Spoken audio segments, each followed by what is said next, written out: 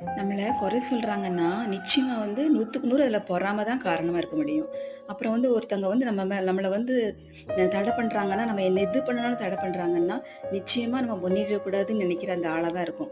நிச்சயமா அப்படிப்பட்ட ஆட்கள் வந்து செய்கையிலயும், கொள்கையிலயும், சிந்தனையிலும் நிச்சயமா 100க்கு 100 அவங்க தப்பான ஆட்களா தான் இருப்பாங்க. அதனால நம்ம வந்து தயங்காம, மனுஷருக்கு பயப்படாம, கடவுள் மேல மட்டும் நம்பிக்கை வச்சு, நம்ம பண்றது கரெக்ட்டா இருந்துச்சுன்னா, நம்மள தடை செய்ய யாராலும் முடியாதுன்னு சொல்லிட்டு நம்ம பாட்டுக்கு முன்னேறி போய்க்கிட்டே இருக்க வேண்டியதுதான். ஸோ பயப்படாம, சோர்ந்து போகாம முன்னேறி போவோம். நம்ம ஆசீர்வதிக்கப்பட நேரம் வந்து விட்டது. ஆமா. அதனால எதை குறித்தும் பயப்படாதீங்க. எதுக்காகவும் தயங்காதீங்க. எடுத்த முயற்சியில முன்னேறி செல்லுங்க. பொறாமை வந்து நம்மள ஒண்ணும் பண்ண முடியாது. குறை சொல்றவங்க சொல்லிக்கிட்டே இருக்கட்டும். தப்பானவங்க தப்பானவங்களாவே இருந்துட்டு போகட்டும்.